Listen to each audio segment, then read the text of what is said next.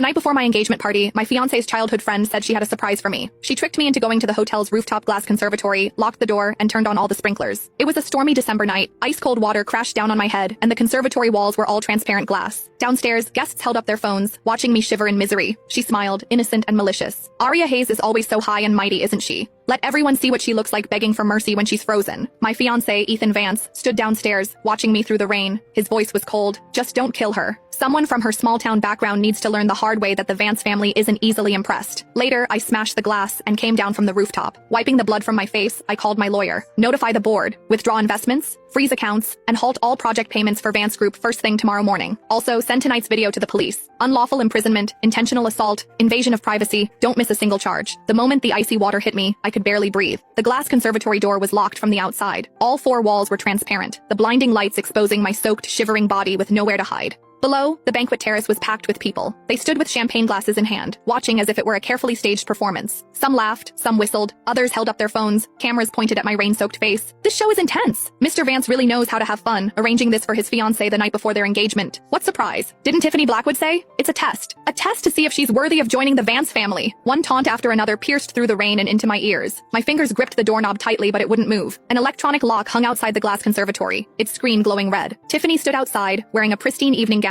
flawless makeup, like an untouched gardenia. She held a white umbrella and smiled as she waved a remote control at me. Aria, don't look at me like that. Everyone just wants to see how much you truly love Ethan. Her voice wasn't loud, but it carried just enough for those nearby to hear, followed by another wave of laughter from the crowd. I wiped the water from my face, my voice trembling. Tiffany, open the door. She tilted her head, amused. But the game has just begun. We made a bet to see how long you can last without begging for mercy. She stepped closer, looking at me through the glass. Haven't you always said you're independent, strong, and capable? Well, prove it to us. I looked at her face, and my heart slowly turned colder. Tonight was the eve of my engagement party with Ethan. The Vance family had booked the entire mountaintop hotel. Tomorrow morning, all the media would arrive. Ethan had said it was the recognition he owed me. He said I had stood by him through the Vance Group's toughest 3 years, helping him rise from a marginalized, illegitimate son on the board to his current position of power. I had once truly believed I was happy. For this engagement, I had canceled 3 important meetings, personally reviewed every guest list, and checked every financial arrangement. But now, the man who was supposed to give me that recognition stood on the terrace below. He didn't come up. He didn't say a word to stop it. The rain was blocked by the eaves. Ethan stood in the warm light in a black suit, watching me shiver under the icy water in silence. Ethan, tell her to open the door, I shouted through the glass. I thought he would at least react, but he only flicked his cigarette ash slowly. Aria, Tiffany Blackwood just likes to play games. You're older and more sensible. Don't take it personally. At that moment, the icy water felt like it was cutting into my bones. You know I'm afraid of this. My voice broke. When I was 8, I was trapped in a collapsed old warehouse during a storm. The rain poured relentlessly, water rising above my knees. The space was dark, filled with broken wood and silence. My mother tried to save me, but she was crushed by a fallen beam. She pushed me out, but never made it herself. Since then, I've feared confined spaces, the sound of water, and any place I cannot escape. All these years, I never told anyone. Only Ethan knew. Because back then, when the Vance Group was cornered by debt collectors in an underground parking garage, he was also trapped in his car overnight protecting project documents. When I went with him to psychological counseling, he held my hand and said, Aria, from now on, I'll protect you from your fears. Now he stood downstairs, turning my fear into entertainment for others. Tiffany laughed. Ethan said it himself. I just like to have fun. Aria, don't be so petty. She turned toward the guests. Ladies and gentlemen, tonight's bet officially begins. If she cries and begs Ethan within 30 minutes, I lose. If she endures without begging, I'll transfer 100,000 to each of you. The crowd erupted in excitement. Phones were raised. Cameras were recording every second. I slammed my hand against the glass again. Ethan, tell someone to open the door. He finally looked up at me. His expression was calm, but there was annoyance in his eyes. Aria, do you really have to make this scene so ugly? Tiffany has been spoiled since childhood. Why are you taking it so seriously? Besides, aren't you good at solving crises? This should be nothing to you. I froze. Then a cold smile slowly appeared on my face. So in his eyes, my fear, my humiliation, everything I was going through was just nothing. All the crises I had handled for him over the past 3 years had become excuses for him to dismiss me. Tiffany saw my smile and frowned slightly. She hated that expression. She pressed the remote control again. The sprinkler system above suddenly intensified. Colder water poured down violently, and my knees almost gave way. A wave of excitement rose from below instead of concern. She's about to break. Record it. This is going viral. Mr. Vance's fiancé is tougher than expected. Tiffany leaned closer to the glass, lowering her voice so only I could hear. Aria, stop pretending. I know you're terrified of places like this. Ethan told me himself. My heart dropped instantly. She smiled even sweeter. You thought he kept your secrets? He tells me everything, even when he's tucking me into bed. He said you were trapped as a child, so you never sleep well when it rains. He said you look strong, but inside you're still that little girl afraid of darkness and water. My ears rang. The storm around me suddenly felt colder than before. Ethan and I had been together for 3 years. He once knelt in front of me and said, Aria, without you, I wouldn't be where I am today. When I take back the Vance Group, I'll marry you. I believed him. Tiffany tapped the glass lightly. Aria, don't blame me. I just want you to understand your place. She looked at Ethan. Ethan, you won't blame me, right? Ethan stubbed out his cigarette. Don't go too far. Tiffany immediately acted wronged. How am I going too far? You clearly said I could have fun tonight. You even said the engagement was just temporary. Those words cut through me. I looked at Ethan. Is she telling the truth? Ethan frowned slightly. He hadn't expected her to say it out loud, but soon, he returned to his usual calm expression. Since you've heard it, there's no need to hide it. I stood there soaked, staring at him. So tomorrow's engagement is also fake? He answered calmly. It's not fake. It's just an engagement, not a marriage. Arya, you should understand that marriage in the Vance family isn't about love. Tiffany has the Blackwood family behind her. She's the most suitable choice. My nails dug into my palms. Then what am I? A trace of impatience finally appeared in his eyes. Do you really need to ask such unpleasant questions? I haven't treated you badly in these 3 years. You wanted a position? I gave you vice president. You wanted respect? I gave you respect. As for marriage, I never promised it. Tiffany laughed softly. You should be grateful. A woman with no background getting this far with Ethan is already lucky. The surrounding voices echoed. A servant doesn't become a queen. She's just useful. I looked at the people who once respected me in meetings. Now they all looked at me like I was entertainment. A man in a gray suit even raised his phone. Miss Hayes, should I take a picture for memory? After all, tomorrow Miss Blackwood will be standing beside Mr. Vance. This is your last time as the leading lady. I didn't answer, because something inside me had already gone completely still. I slowly raised my hand to my right ear. My earring was still there. It wasn't an ordinary earring. 3 months ago, when I noticed irregularities in the Vance Group's internal accounts, I had my security team create an emergency device for me. By pressing it 3 times consecutively, it would automatically pinpoint my location and send an alarm to my lawyer, assistant, and private security. Ethan didn't know. He always thought I had entrusted all my trump cards to him, but he forgot that someone who had climbed out of a ruin would never truly surrender their life into anyone's hands. I lowered my head, pretending to be choked by the rain, and raised my hand to cover my ear. Once, twice, thrice. The earring vibrated slightly. The signal was sent. It wasn't an ordinary earring. Everyone thought I would break, beg, or run, but I didn't. And what happened next, no one saw coming. The vibration against my ear lasted less than a second. No one noticed. Not Tiffany. Not Ethan. Not the crowd laughing beneath the conservatory. They were too busy waiting for me to break. Too bad for them. 3 minutes later, the first siren echoed through the mountain hotel. Everyone looked up. Another siren followed. Then another. The hotel's main entrance burst open. More than 20 uniformed officers, accompanied by hotel security and my private security team, strode inside. The laughter stopped instantly. What the hell? Why are the police here? The crowd parted in confusion. At the front was my lawyer, Victor Shaw. His face was dark as thunder. The moment he saw me trapped behind the glass, his expression changed completely. Break the door. The officers didn't hesitate. The electronic lock was smashed apart. The conservatory door flew open. I nearly collapsed. Strong arms caught me before I hit the floor. My head rested against the shoulder of my security chief. For the first time that night, warmth touched my frozen skin. Victor immediately draped a coat around me. Miss Hayes. His voice shook slightly. We're here. I closed my eyes. For a moment, I almost laughed. Meanwhile, Tiffany's face had gone white. Ethan. She grabbed his sleeve. What is this? Ethan's expression was no longer calm. He stared at the officers. Officer, there must be some misunderstanding. The lead investigator looked directly at him. Mr. Ethan Vance?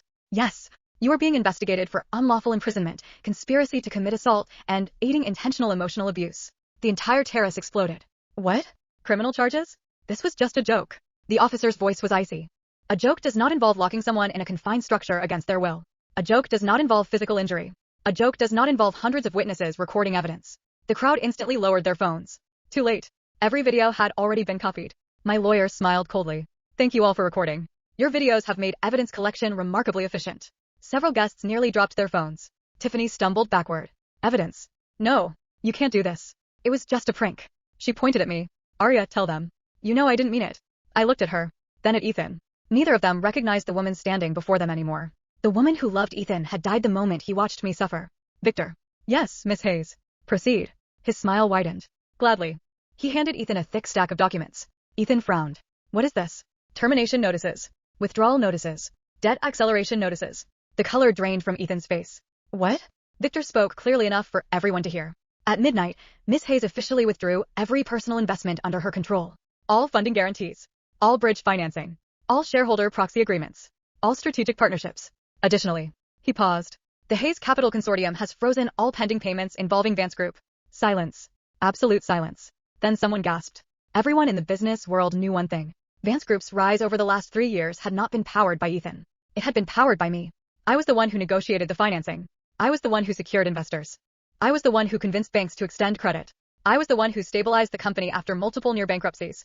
People called Ethan a genius. But the executives knew the truth. I was the engine. Ethan suddenly grabbed the documents.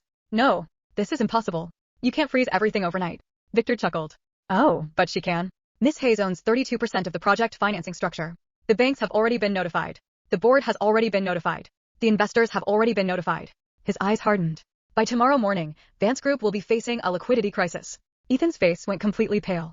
For the first time that night, he looked scared. Actually scared. Arya. He took a step toward me. Don't do this. I laughed. The sound startled everyone. Because it wasn't bitter. It wasn't angry. It was amused. Don't do this. I repeated. You watched me beg for help. You watched them humiliate me. You listened while your childhood friend admitted you discussed my trauma with her. You told everyone our engagement was meaningless. And now you're asking me not to do this? Ethan opened his mouth. Nothing came out. I continued. 3 years ago, when your company was dying, who stayed? When your directors abandoned you, who stayed? When creditors threatened lawsuits, who negotiated settlements? When your shareholders tried to remove you, who saved your seat? Each question landed like a hammer. Ethan couldn't answer. Because everyone there knew the answer. Me. It had always been me. Tiffany suddenly shouted. So what? You only helped because you wanted to marry him. The terrace became silent again. I turned toward her, then smiled. No, you've misunderstood. I stepped forward. Marriage was never the reward. It was simply the excuse I gave myself for wasting 3 years. Tiffany froze. Ethan looked as though I'd struck him. I pulled the engagement ring from my finger. The diamond sparkled beneath the lights. Then I dropped it. It landed at Ethan's feet with a sharp metallic sound. Congratulations.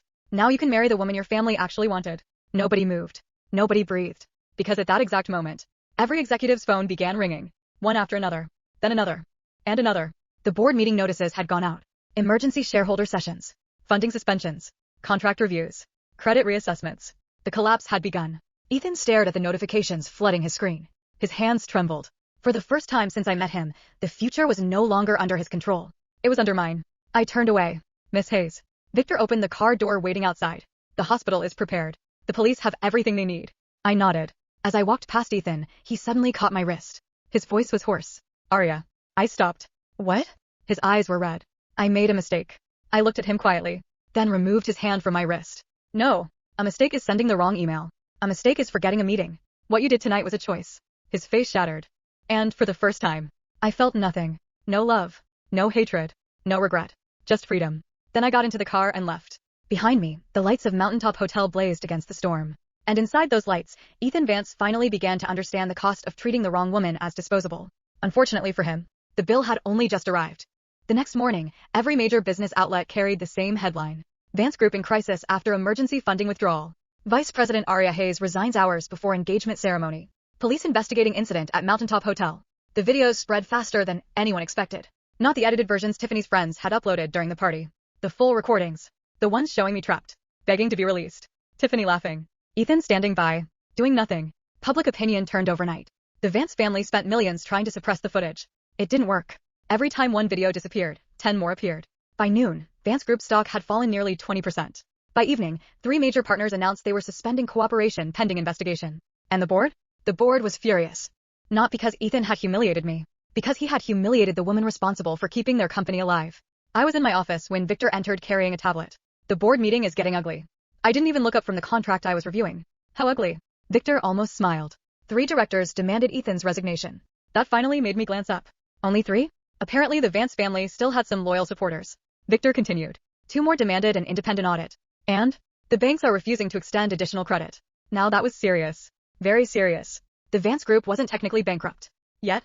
But large corporations didn't collapse because they lacked assets. They collapsed because they ran out of cash. And cash was exactly what they no longer had. That afternoon, an unexpected visitor arrived. Ethan's father. The old chairman of the Vance family. He looked 10 years older than the last time I'd seen him. Miss Hayes.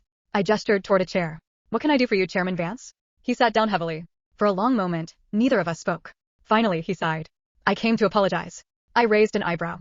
That was unexpected. The old man looked exhausted. I always knew Ethan relied on you. I didn't realize how much. I said nothing. Because there was nothing to say. The numbers spoke for themselves. 3 years of contracts. 3 years of negotiations. 3 years of crises solved quietly behind the scenes. The company records told the story better than I ever could. Chairman Vance looked down. If I had known this would happen, you would have stopped him? I asked. The old man didn't answer. That was answer enough. Because the truth was simple. The Vance family had benefited from my efforts for years. They had been perfectly happy to let me carry the company. Until it was time to give me a place in the family.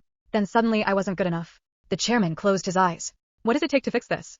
I almost laughed. Fix? Some things couldn't be fixed. Nothing. His shoulders sagged. Because he understood. There was no negotiation left. No compromise. No second chance. The bridge wasn't damaged. It was gone. That night, Ethan appeared outside my apartment. Security informed me immediately. I considered refusing. Then decided against it. After all, closure could be educational. When he entered, I barely recognized him. His suit was wrinkled. His eyes were bloodshot. The confidence that had once defined him was gone. Arya. I waited. You were right. I almost smiled. That was a first. Ethan Vance had never admitted anyone was right but himself. He looked around the room. I keep thinking about that night. I said nothing. His voice grew quieter. When you called for help. When you told me you were afraid. When you asked me to stop it. His hands clenched. And I did nothing. For a long moment, silence filled the room. Then he laughed bitterly. You know what's funny? No. I genuinely thought you'd stay. His confession hung in the air. Because that had been his real mistake. Not Tiffany. Not the engagement. Not even the humiliation. His real mistake had been believing I would never leave. Believing loyalty had no limit. Believing love made someone permanent. He looked at me. I thought you'd forgive me. I met his eyes calmly. And now? His smile was painful. Now I know you won't. No. I replied softly. I won't. For the first time, Ethan didn't argue. Didn't persuade. Didn't manipulate. He simply nodded. Because finally, he understood. A month later, Ethan was removed as CEO. 3 months later, Tiffany Blackwood was formally charged. 6 months later, Vance Group was acquired by a rival corporation at a fraction of its former value. The empire Ethan had spent years building disappeared. Not because of market forces. Not because of competitors. Because arrogance had convinced him the person holding everything together would never walk away. 1 year later, I stood on the balcony of my new headquarters overlooking the city skyline. My assistant approached with a smile. The acquisition is complete. I signed the final page. Good. Anything else? She hesitated. Then handed me another file. On the cover was a familiar name. Former Vance Group Assets. I stared at it for several seconds. Then closed the folder without opening it. My assistant blinked. You don't want to see it? I smiled faintly. No. Some chapters deserved endings. Others deserved forgetting. The wind carried the city's lights across the glass windows. And for the first time in a very long time, I wasn't surviving. I wasn't proving myself. I wasn't fighting for someone's approval. I was simply living. And that, more than revenge, turned out to be the sweetest victory of all. 2 years later, the city had almost stopped associating my name with scandal. Almost. People still remembered the rooftop incident the way they remembered a storm, brief, violent, and expensive. But memory fades fastest in business. And money always replaces memory. Hayes Capital had expanded beyond anything I'd built under the shadow of the Vance Group. New markets, quieter acquisitions, cleaner exits. No drama. No public spectacles. No need for them. Until the morning Victor walked into my office without knocking. That alone told me something was wrong. He placed a single envelope on my desk. No branding. No courier stamp. Delivered by hand. I didn't open it immediately. Instead, I leaned back in my chair. Who from? Victor hesitated. That's the problem. A pause. Ethan Vance. The name didn't land the way it used to. It didn't burn. It didn't even echo. It just arrived. I finally opened the envelope. Inside was a single page. No letterhead. No apology. Just a short message. I know you never needed me. But I think you built something bigger than either of us expected. I'd like to show you something before you decide what I am now. Attached was an address. Not corporate. Not official. A private research facility outside the city. Victor watched my expression carefully. Security flagged it.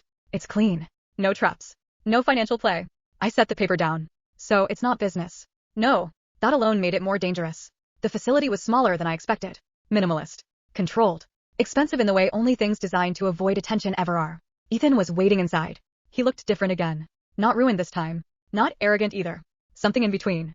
Like a man who had been stripped down to whatever remained when ego stops working as armor. Arya. I didn't correct him. You asked me here. He nodded. I didn't think you'd come. Neither did I. That made him exhale softly, almost a laugh. Then he turned and led me through a glass corridor into a dim lab space. Screens lined the walls. Data streams. Market simulations. Behavioral models.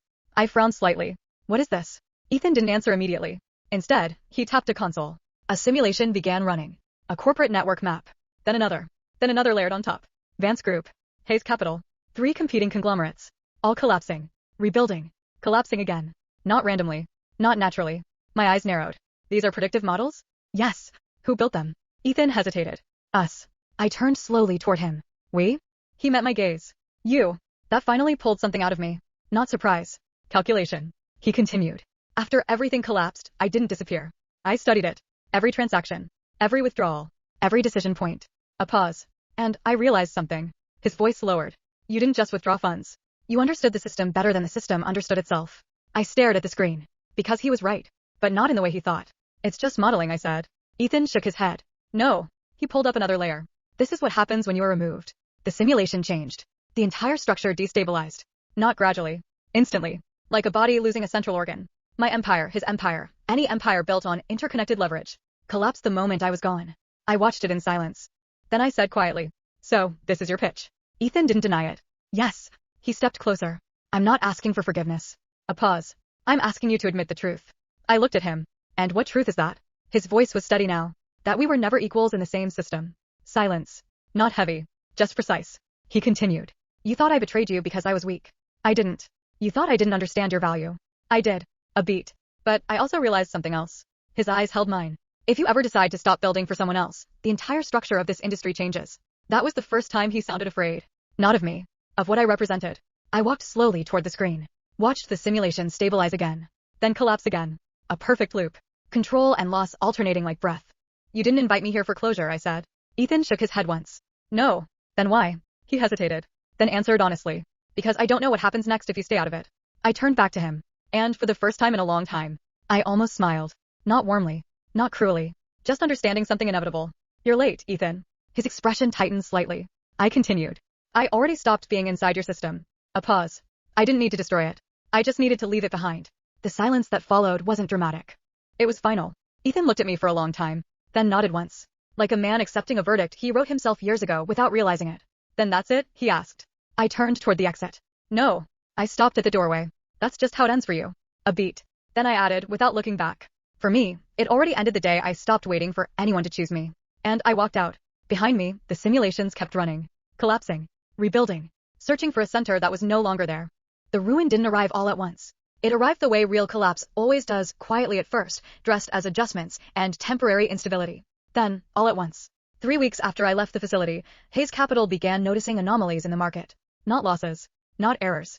Distortions. Contracts that should have held suddenly didn't clear. Credit lines that were guaranteed began to reevaluate risk exposure without explanation. Entire subsidiaries started reporting identical compliance flags across unrelated jurisdictions. Victor stood in my office one evening, tablet in hand, face unusually still. This isn't organic, he said. I didn't look up. I know. He paused. It's coordinated. That made me finally set my pen down. By who? Victor hesitated like he didn't want to say it out loud. Ethan Vance. For a second, I thought I'd misheard. Then I almost laughed. That's impossible. Victor shook his head. He's not running Vance Group anymore. I know that. He's not trying to rebuild it. That got my attention. I looked at him fully now. What is he doing? Victor slid the tablet across the desk. On the screen was a network diagram. Not a company structure. Not a business model. Something else. A lattice of financial dependencies stretching across institutions, shell funds, dormant trusts, and algorithmic trading paths. It looked less like a corporation. And more like a nervous system. A broken one trying to learn how to feel again. Victor's voice was low. He's turning collapse into infrastructure. I stared at it. Because I understood it immediately. This wasn't revenge in the emotional sense. It wasn't even strategy. It was obsession made mathematical. Ethan hadn't accepted loss. He had weaponized it. By the second month, the impact was global. Markets began behaving inconsistently in ways analysts couldn't explain. Major firms reported identical phantom stress points in their risk systems. 3 hedge funds collapsed within days of each other after unknowingly triggering the same hidden liquidity cascade. And every trail, every single one, looped back into the same invisible architecture. The system didn't have a name, but internally, traders started calling it the echo structure. Because every time someone stabilized part of it, another part collapsed somewhere else. Like trying to fix a building while the blueprint rewrote itself in real time. And always, there was one constant signature buried in the code. Ethan Vance. I finally saw him again on the 4th month. Not in person. On a live financial summit broadcast. He was seated in a remote panel room, surrounded by analysts who looked increasingly unsettled. A journalist asked him directly, "Are you responsible for the instability in global credit systems?" The room went silent. Ethan didn't deny it. He simply said, "I'm responsible for making it honest." That phrase spread faster than anything else he had ever said. Not because it made sense, but because it sounded like it might. That night, Victor entered my office again. This time, he didn't bring data. He brought an offer. "They want you to step in," he said. I looked up slowly. Who? The Global Stabilization Consortium. A pause. They think if anyone can predict the next cascade, it's you. I leaned back in my chair. And Ethan? Victor's expression tightened slightly. He declined to comment. That was new. Ethan never stayed silent. Silence meant he was no longer participating in the conversation. It meant he had already moved the battlefield somewhere else. The final rupture came without warning. No announcement. No crash headline. Just a single coordinated failure across 7 major financial hubs within 90 minutes. Liquidity froze. Then inverted. Then rebalanced into something no existing model could process. By dawn, 3 sovereign banks had requested emergency intervention. By noon, global trading systems were running manual overrides. By evening, the world economy was no longer behaving like a system. It was behaving like a reaction. And at the center of it was nothing. No institution. No company. No man. Just a structure designed so tightly around one absence that it had become self-consuming. Victor stood by the window that night, watching emergency lights flicker across the city skyline. "It's spreading," he said quietly. I didn't respond immediately. Because I could finally see it too. Not the code. Not the markets. The intention beneath it. Ethan wasn't trying to win. He was proving a point that couldn't be undone. That everything built on control could also be unbuilt by removing the person who once stabilized it. And worse. He was right. Not morally. Structurally. I stood up. Victor turned slightly. Where are you going? I picked up my coat. To end it. He frowned. You mean stop? Him. I paused at the door. No. A beat. To see what's left of him when there's nothing left to prove. And for the first time since it began, I wasn't afraid of the system collapsing. I was afraid of what kind of person builds one that only works when everything else fails.